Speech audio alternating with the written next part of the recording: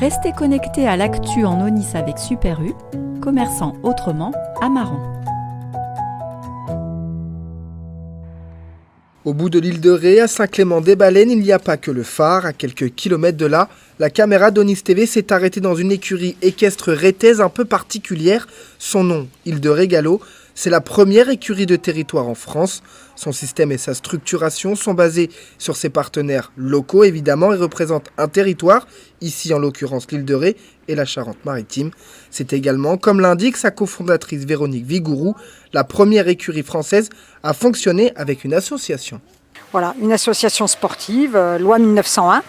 Et donc du coup, forcément, les personnes qui ont rejoint l'écurie ne sont plus des actionnaires, mais sont devenus des membres, des adhérents.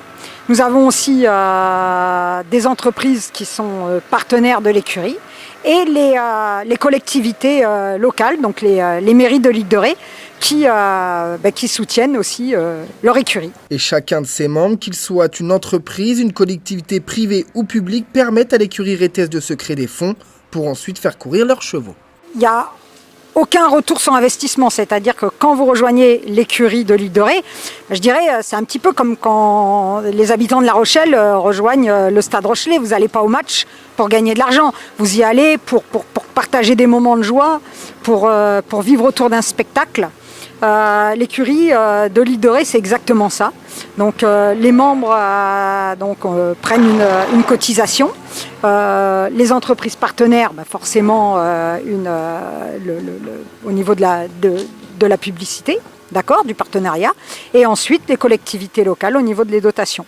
Et ce budget-là, c'est-à-dire les membres, donc les habitants du territoire, les entreprises du territoire et les élus, ce budget-là nous permet justement d'avoir des chevaux que nous appelons ambassadeurs, s'il vous plaît, et qui portent avec beauté et élégance les couleurs de notre île. Une moyenne de 10 chevaux compose l'écurie Île de Régalo, dont 2 ambassadeurs, Prophet's Pride et Royal Vati, des sportifs de haut niveau qui courent sur les plus beaux hippodromes de l'Hexagone. Alors ici, on est dans une écurie 100% pur sang, c'est le cas de dire, avec uniquement des galopeurs, donc des chevaux de course dits de plat, parce qu'il y a aussi des chevaux d'obstacle dans les courses, mais nous, c'est uniquement des courses de plat.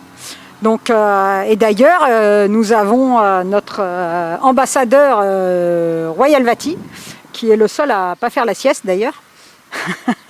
Et Royal vient donc pour le plus grand bonheur de nos membres, de nos partenaires, de nos élus, voilà, de nous offrir 2 magnifiques secondes places en plus sur l'hippodrome de Chantilly. Et vraiment, la première place, ça s'est joué à un grain de sable. Donc vous voyez. Après avoir créé son écurie de territoire, Véronique veut désormais voir un peu plus loin. Bien lancée, mais stoppée net en plein élan par la crise sanitaire. La créatrice d'Île de Régalo ambitionne maintenant de créer un championnat des écuries de territoire. Le championnat des écuries de territoire, c'est une idée qui est née, qui a mûri progressivement. On a été la première écurie. On s'est rendu compte qu'en fin de compte, ça parlait au cœur des gens. Et on s'est dit, parce que voilà, faut dire les choses, les courses sont un petit peu parties du cœur du grand public. Et pourquoi pas prendre le cheval et se dire, on va en faire un ambassadeur de nos territoires. Et cet ambassadeur-là, on va créer une course où il n'y aura que des ambassadeurs, que des Kazakhs au départ d'une course. Nous aurons la Kazakh de Marseille, la Kazakh de Paris, la Kazakh d'Angers, toutes ces belles villes de France qui ont toute une histoire à raconter. L'objectif est en fait de prendre ce qui se fait dans le rugby notamment et dans les sports collectifs où la ville est au centre de la discipline pour ensuite le transposer aux courses hippiques afin de s'ouvrir un peu plus au grand public dans le but qu'il puisse s'identifier de nouveau à ce sport vieux de plus de 150 ans alors que d'autres villes comme La Teste en Gironde ou encore Pompadour en Corrèze ont également emboîté le pas.